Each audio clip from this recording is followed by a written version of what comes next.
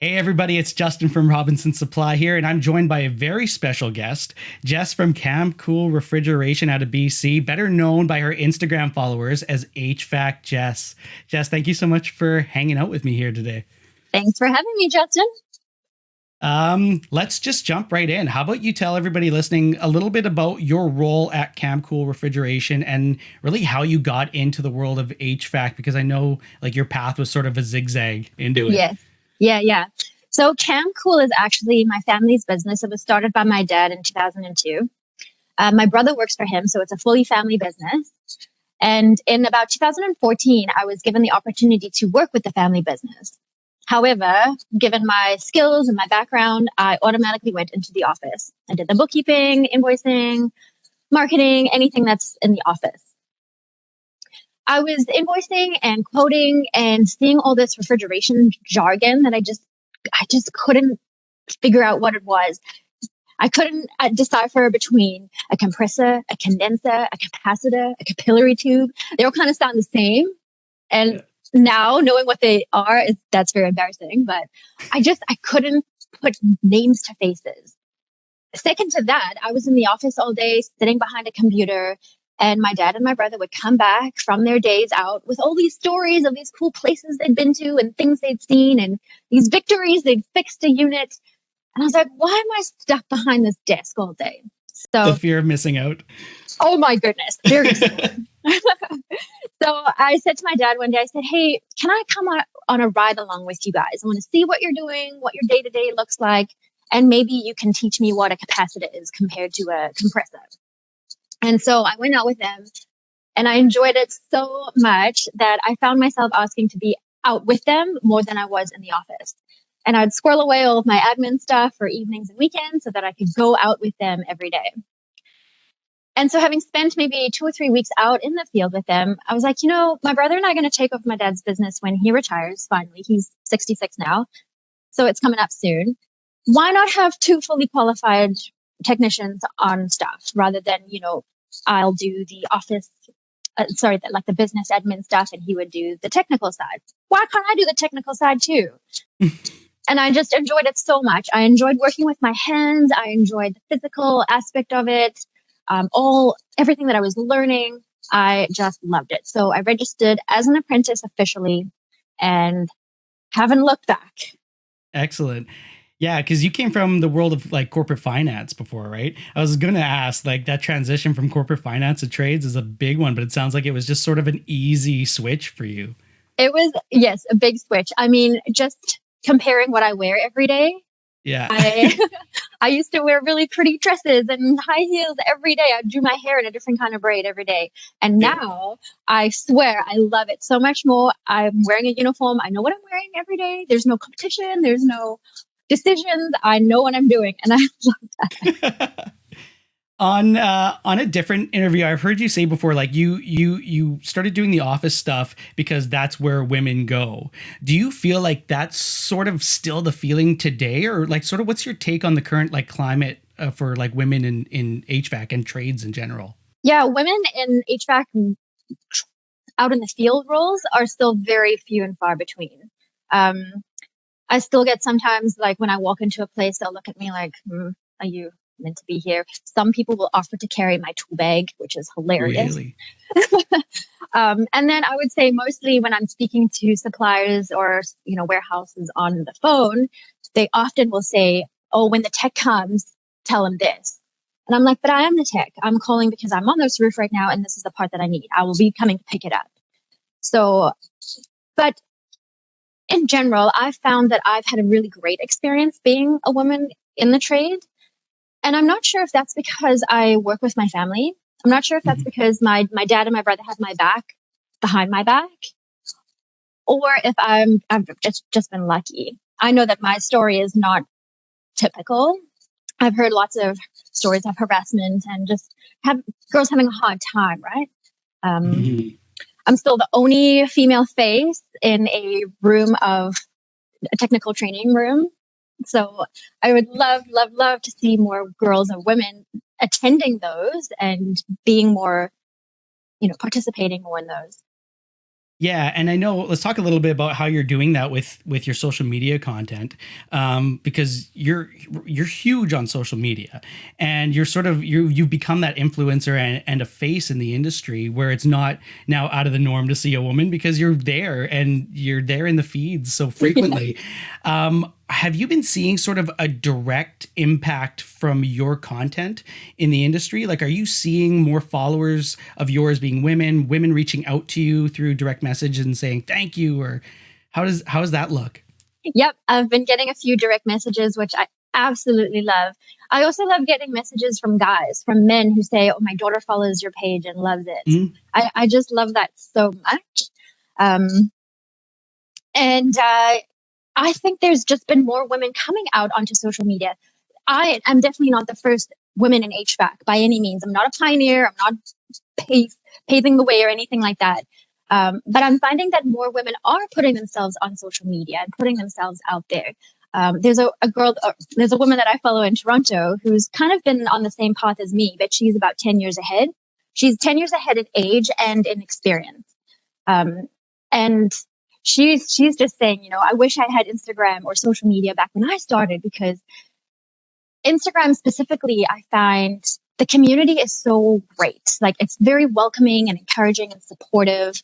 It's kind of like my safe place on the internet.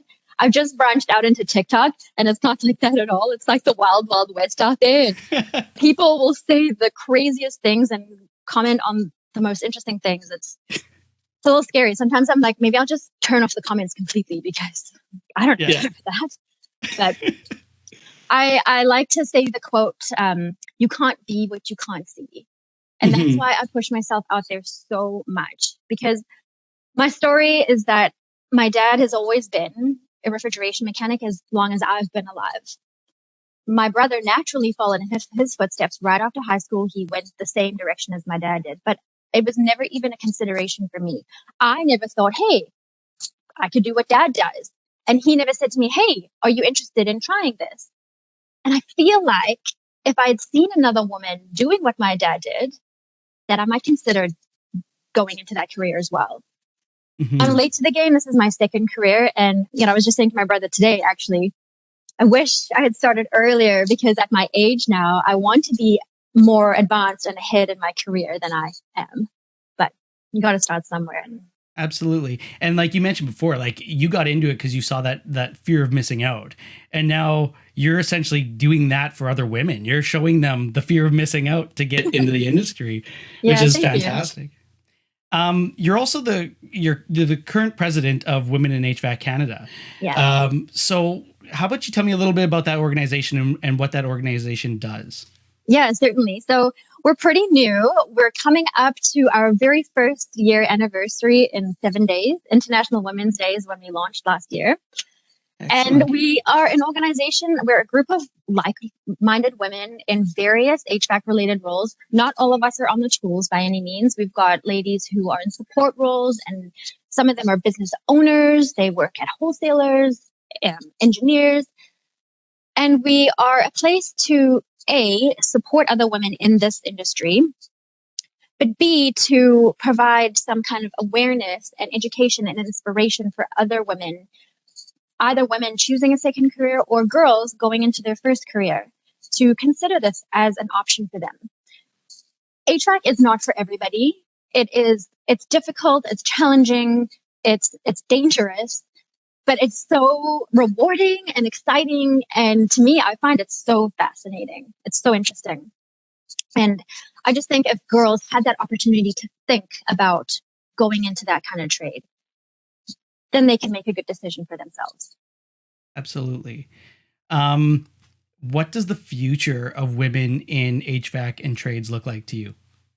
I think we're just getting started. I think the few of us that are in right now, I think we are shifting the landscape a little bit, making it more accessible for other women. Hopefully that they will join and find us, Women in HVAC Canada, as a resource, as a support system, for networking, all of that. I think we're just getting started. And I That's think exciting. the more that we put ourselves out there, the more that we show that we are able, that we love this job. It's a good, lucrative career for anybody. Future looks really good. What can the industry and like companies like Robinson Supply do to really help contribute to the future of women in trades? I think that's a hard question. I think keep doing what you're doing. I mean, if you have female employees, what I like to see in my supply house is if they would put on a technical training by a woman. That would be wonderful, because that not only shows the guys in the room, because they're majority guys, that women can do their job. They're knowledgeable. They have the technical knowledge, and that we're excited about it as well. Like, yeah, that's fantastic.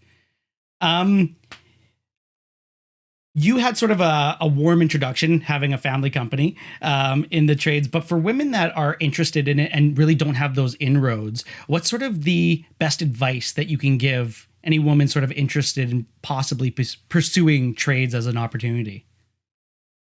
I would say probably find someone that you can relate with. So find someone that could be maybe a mentor or just a guide, someone that will give you a real insight into what the trade is like. Instagram paints a certain kind of picture, and I do try to keep it real. I try to post my challenges and sometimes my failures, but to keep it real. I also think that women should, really put themselves out there and approach the companies. If you're looking for an apprenticeship, approach the companies. There's this thing where, guys will apply for a job that they're 50% qualified for, but they'll apply for it anyway. And women will only apply for the job if they're like 96% qualified for the job. And I say, girls, go for it. Like, you never know who's out there willing to take a chance on you. And if you're hardworking and really keen on knowing things, you're going to go really far, and you're going to become an asset to their company they wouldn't even know about before. So that's excellent. Yeah. Have the confidence out there. Have confidence. And I've said this before as well, when I think women underestimate their abilities and even their physical strength. We're like, oh, we can't do that. But if we just give it a try, sometimes we surprise ourselves and we're like, okay, I can do that. What else can I do? Absolutely. What resources are sort of available whether it's through Women in HVAC Canada or yourself? Is there resources available for women to sort of connect to, read a little bit more, find out more? Yeah. So Women in HVAC Canada, we've got a website that's full of resources and contact information if you want to get in touch with any of us and speak to one of us on a personal level. There's also organizations that are specific for women going into women apprentices. And I don't know where else. I have been very lucky with my family business. I've had a really easy in. I feel like I said, I've had an easy go, and I'm not sure if that's because they're protecting me. But yeah. I'll have so for any women listening that are interested in trades, all the links to where to find Jess and where to find Women in HVAC Canada will be in the description of this video. And join the trades industry. It's a fun industry to get a part of. And reach out, because if I'm finding that each province is a little bit different as well in their apprenticeships and what they require and all of that stuff. Yeah. So reach out, let us know where you are in your career and your decision process, and we can maybe help you. Perfect. Well, thank you so much for taking the time to chat. I really appreciate it. Thank you, Dalton. And just as a sign off before I go, like, I know we're coming up to International Women's Day. This video will probably be released on International Women's Day. We really want to be specific about chatting with you, specifically because of your involvement and your impact that you're having in that trades world on showing women that this is an exciting career path for them. All the work that you do on social, all the work that you do with Women in HVAC, it is it's phenomenal, and it's very much appreciated and very valued. So thank you so much on behalf of Robinson's Supply. I just want to say thank you so much for all the work that you do. Thank you very much. I appreciate that so much. Excellent. And for everyone listening, get involved in trades. It's tons of fun. I promise. Thank you for listening, everyone. Have a great day. Bye.